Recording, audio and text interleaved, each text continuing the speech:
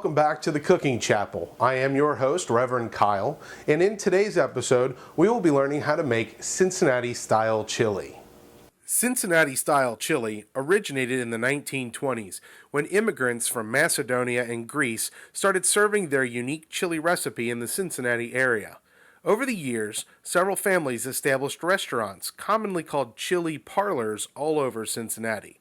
Their unique blend of sweeter spices makes Cincinnati chili a completely different flavor than a traditional Tex-Mex style chili.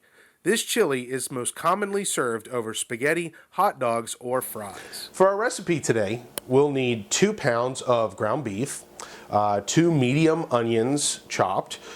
We have 5 bay leaves and a teaspoon of whole allspice. Now I will be putting them into a cheesecloth bag together. I have 2 tablespoons of chili powder.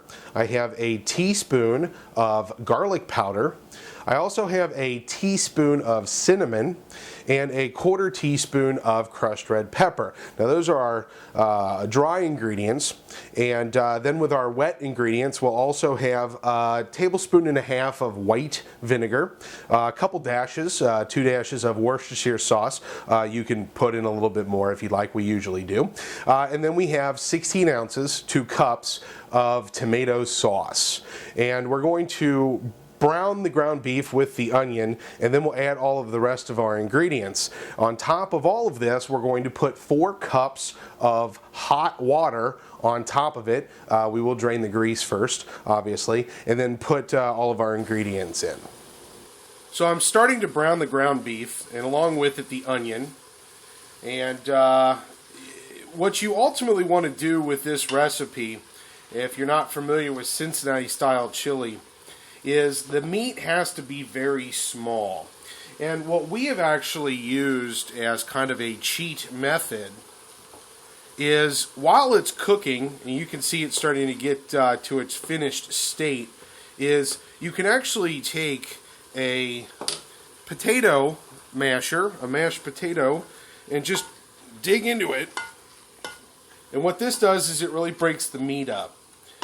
And the goal is to have a very consistent texture with a Cincinnati style chili. You don't want big clumps of meat. This also allows you to really get the meat thoroughly cooked.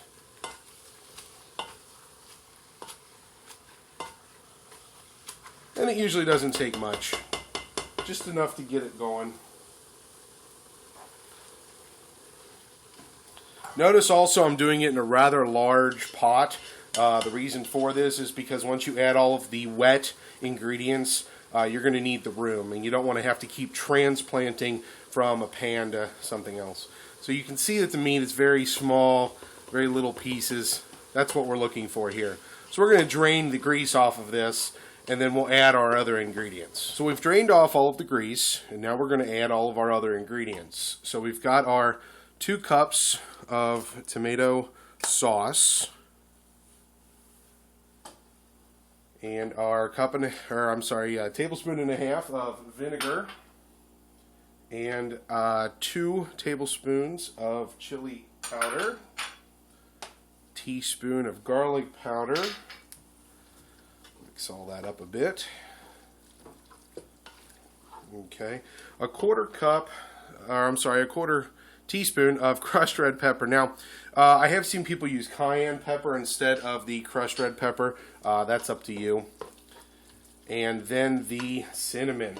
Cinnamon, this is one of the things that conventional chilies would scream at the idea of putting cinnamon in their chili. This is what makes it part of the Cincinnati style. I've also seen people add cocoa or semi-sweet chocolate. There is much contention as to whether or not our favorite Cincinnati style chilies have cocoa or chocolate in them. For our recipe, we do not. And then my Worcestershire sauce. Now I have 1, 2, and maybe a little bit more. We like a lot in our chili. And then our bag with the bay leaves and the allspice. On top of which I'm going to pour 4 cups of hot water.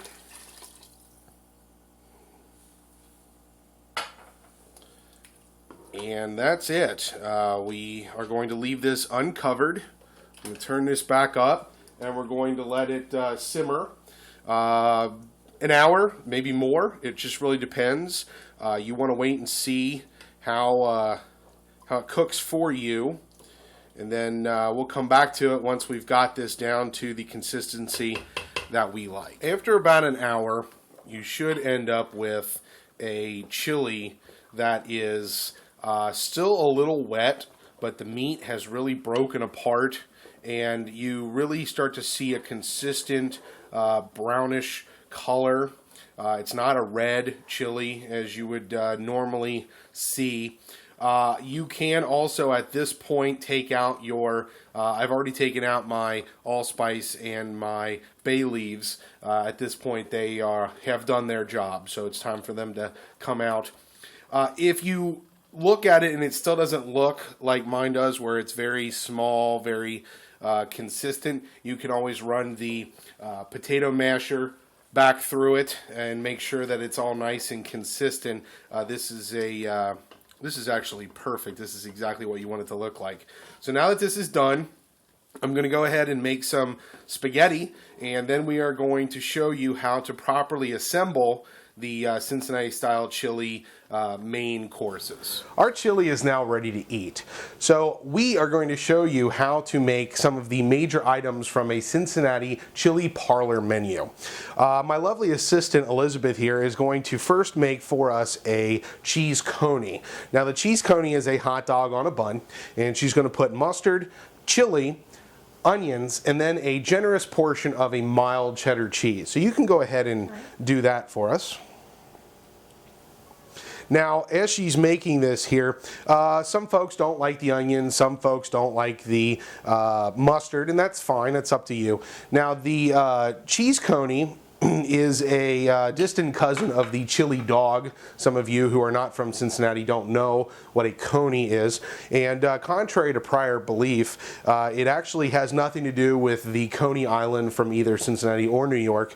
Actually, the term coney or coney dog originates somewhere in Michigan. So you can see here the cheese piling over. That's exactly what we want to see. So that is definitely an amazing looking cheese coney.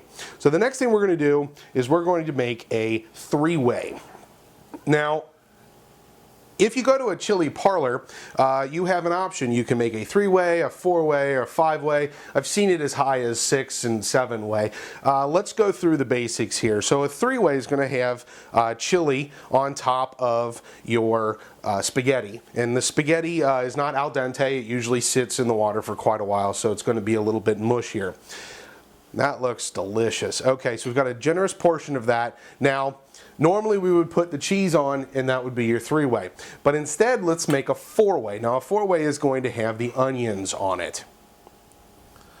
And again, we're not looking for any type of awards here. Obviously, it's going to look totally different if you go and get it at a real chili parlor, but this is the basics here. Now, again, put the cheese on this. This is a four-way. We have some red kidney beans here. They have been rinsed and cooked.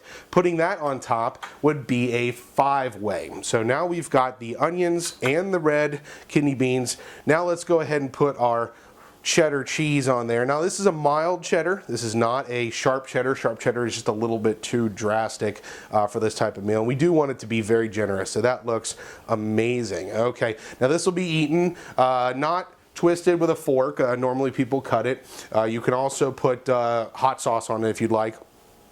Recently, there has been a new addition to the menu where people are actually getting chili cheese fries. So you can put a little bit of the chili on top of some fries, and then again a generous portion of the cheese, and you let that melt a little bit, and that's a very nice addition to any of these menu items.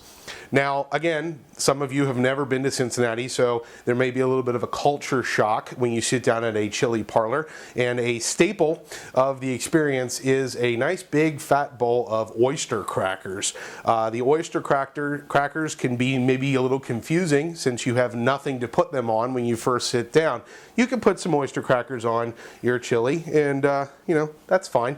But what a lot of people will do is they'll actually take the hot sauce that's also usually on the table, put it on the oyster crackers. Makes for a really interesting hors d'oeuvre, I guess, while we're waiting for the meal to come out, which is usually very quick, by the way. So there we have it, Cincinnati style chili. Again, the recipe, you can possibly play around with that a little bit, add your own little pizzazz or change around some things. But this is it. So thank you for joining us here at the Cooking Chapel. Yet again, I do encourage you to follow us on Facebook and Twitter. Look for the Cooking Chapel. And if you have any suggestions, recommendations, or challenges, please be sure to send them in. Thank you for watching.